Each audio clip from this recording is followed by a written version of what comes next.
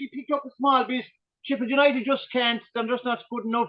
But they're actually playing to form, and it's actually the lack of a squad is going to probably affect Luton, but they're still in it with that. But just your thoughts there. Nottingham Forest, in my opinion, they have a very tough run in. They're away to Everton, Burnley, and Sheffield United of the 5 games left, and they're at home to Man City. I forget what the other game is. So they're really can they get the results away from home?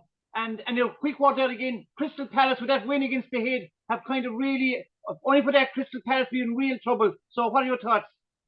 Yeah, Paul, I think Crystal Palace and Brentford, I think will have enough. I think they're 33 to 32 points there now. I think they're safe. And the two wins for the weekend as well, of course, for them. Two massive wins. I think the relief was on Thomas Franks, the Brentford's managers there at the weekend there when I saw the highlights. That was a man that looked like he was under pressure, and the release of joy and relief was palpable. So I think Brentford and Crystal Palace have done enough to stay up. Everton now is the next one from 16 down. I think Burnley and Sheffield United, I'm sorry, but you're gone. I can't see it happening. Luton Town now is the other one that can get out of it. Forest, like I said, Paul, you just don't know them. Forest, I think, have City at home. You have, yeah. But they're away to Everton, Burnley and Sheffield United, and I don't know what the fifth game is. And at the weekend, they were at home to Wolves. They were 1-0 down, levelled at half-time, went 2-1 up, and they can't defend to save their lives. And if we can't win a game at home when we're leading 2-1 into the second half, how are we going to go away from home? But what are your thoughts? Yeah, I think many people have said, Paul, that was a massive result. They needed, as you said, just have to have hard games at home now. They've City at home and others. And that was the game, probably the easiest of the games at home that they'll have now for the rest of the season. And they couldn't do it. They already drew it. So they'll be worried. And I'm sure yourself is getting worried as well. Everton, big game tonight at Stamford Bridge from. I think, Paul, probably as a game, I think that's probably the game Everton would want against a team Chelsea, for example. Mid-table, they're not in any danger. They're not going to win anything, so they're just playing out the season. Yeah, ninth place. We've got the cup semi-final at the weekend. All right, so there'll be one eye on that. Yeah. So I think Paul, that's got draw written all over it. 1-1 draw or 2-2 against the Chelsea team that just cannot control a game to save themselves. You can talk about Ireland and championship minutes after coming out after half time. Every time we go into the dressing room, we get worse because of whatever's been said or whatever's been.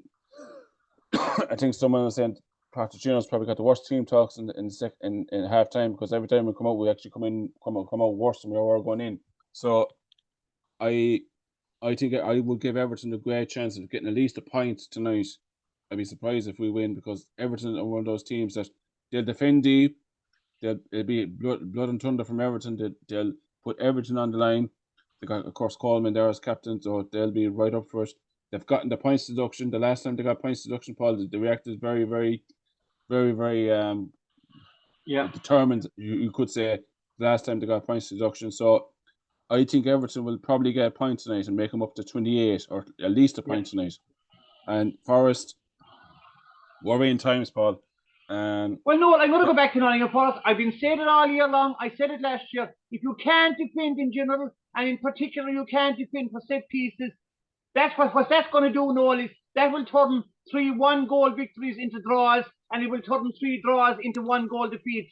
Then in the course of 6 matches, that's 9 points, and that's our problem. We can't defend from free kicks and corners. And if we stand back and look at it, you should be losing games, and you should be in a relegation battle and probably relegated. The only thing that can save you this season, or maybe save you, is that the 3 teams at the bottom are so poor, and Luton, their squad is so poor that they're actually struggling because they haven't got a squad. But if this was a normal strength Premiership season, we would be in the bottom 3 all season long because we can't defend.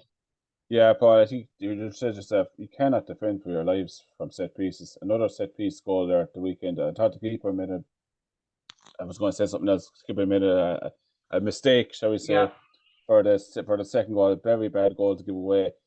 And Chris Wood is scoring a few goals where he needs a bit of help, Paul. I know Morgan Gibbs-White scored the weekend, but there was a bit of an edge to it, Paul. The celebrations, and then of course the Wolves player does the exact same because obviously Morgan Gibbs-White used to play for Wolves as well back in the day. So there was a bit of a needle between these two teams. So you don't need that, Pauline. You do need that. No, will you go away? Will you? Of course, you need a bit of a needle. I know. It's stuck into. That's in my opinion, and and I let you to come back in. This is what's wrong with the modern players. There's no needle, there's no bidding getting stuck in. We don't see burst-ups and rows you see years ago. That's the bloody problem, in my opinion. They should get stuck in more. What are your thoughts? Yeah, I could say, but I think when you're, I don't mind a bit of a needle during the game, but doing something celebrations during the goal that can come back to bite you, and it did with Morgan Gibbs White. But I probably agree with you. You probably do need a little bit of needle, but I think if you win the ball, if you win a game, Paul, then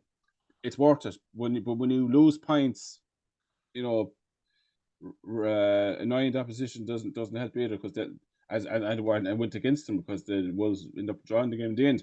But getting back to it, Luton Town, I think it's Luton Town, Paul. Like we said yourself, the squad depth. They have a lot of injuries at the moment. I think Bene, the Irish internationals out, and I think a few others, and they just can't get a run together, Paul. You know, they've lost 3 out of the last 5. They've drawn 1 and won 1. So their form is poor, and I think that's like you said yourself. Those bottom 3 teams, they're very, very poor. They come up from the Championship. Sheffield United, you know, I know. Now, to be fair, my own team. Now, in fairness to Sheffield, I'm going to say this: that they didn't spend any crazy money, so that they probably knew this after the season. And you know what? That's a good policy. What good is spending huge money and maybe getting relegated? And now I know there is some talk they could be facing a points deduction to start the next season, but let it. I'd rather start the season, whatever it is, and not be completely bankrupt. I said, you know what? Yeah, I get it, Paul. But I suppose that shows you that the club has been run properly. I know that shows the actual achievements that they made last season. Yeah. Actually, not spend. I don't think they spent much money in the Championship last year when they got up either. And I think that to sell a lot of their players at the end of last season, I think, like you said, they were in a little bit of financial trouble. And I think they got, I don't know, did they get a few players on a free and a few loan deals, but they never really gave themselves a chance. Now, like you said yourself, look, would you rather be Sheffield United or Forest in terms of Forest if they go down? Oh, yeah, that's the big thing. No, if Nottingham Forest go down, I think we're in huge trouble, because you have some players, I don't know for definite, but I would suspect, if we go by the previous forum, we talk about Harry Arthur for 2 years, won't get it, not wanted on a huge contract. There is a doubt and there is speculation that some of these players are on huge contracts, that if we are in the Championship, they'll either have to be sold off for below the value, or you have to pay top dollar in the contracts for them. And you know what? If they get relegated, it could spiral out of control. That's for sure, Bob. I think that's a policy the club should have made as well. That I think there's a clause in players' contracts for insurance for protect the club. So we say if a player signs a contract but they get relegated, there should be something that kicks in where they're paid such amount in the Premier League, but if they get relegated, the wages have to come down, because it's not sustainable paying players Premier League wages in the Championship. It just doesn't work. You saw in the past, we've seen Leeds nearly go out of business there a couple of times. Derby, other teams, Portsmouth went all the way down to League One, so did Leeds.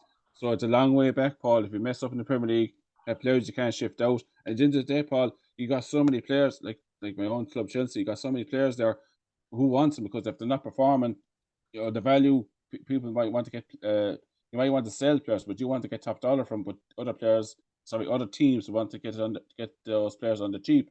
So, look, I do think it's just about. I think it'd be great for Luton in terms of a story of the Premier League and all that rest. You know, good old fashioned club, small grounds. I remember, people should remind, Luton have got 2 promotions. They were in the 3rd division or League One. They went to the Championship, and then they got promoted again. But said, you know, so they have completely overachieved. And if they had a few extra players, and they're still not out of it, because in my book, they're actually playing up to form, in fairness to them.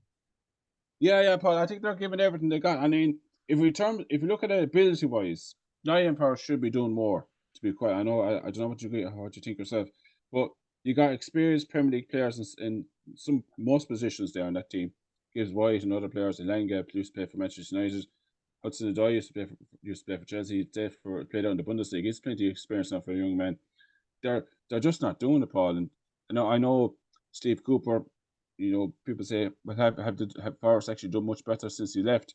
I think Nuno's won 2-3 games. Again, Noel, people talk about. Sorry for cutting the question, Noel. Sorry, but these are not managers; they're only coaches. It's what's behind the scenes. There is speculation that the manager's son has a say in some of these people coming in. Now he has no, his only qualification is that his father writes the checks. So now that's a major thing to have, but he has no other qualification. There's a lot of stuff going on behind the scenes. This is probably not the podcast to talk about it, but there's a lot of stuff going on behind the scenes, and we've seen that will affect the clubs as well. And in fairness to Luton and in Burnley, at least behind the scenes, they know what they have, and they're united in that. Would said, you know what?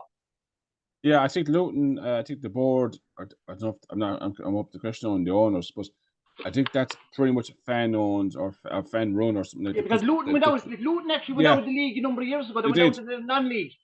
Yeah, they did, and they nearly could have gone out of business. I think, if not mistaken, the time they were in League Two, I'm up to correction on this. They got a points deduction. They were definitely finished as a club in the leagues, so they wanted to go down to non-league, and they've built themselves up in the last 10, 12 years, and it's been brilliant. It's probably a way to run your club, to be quite honest with you. Spend within your means.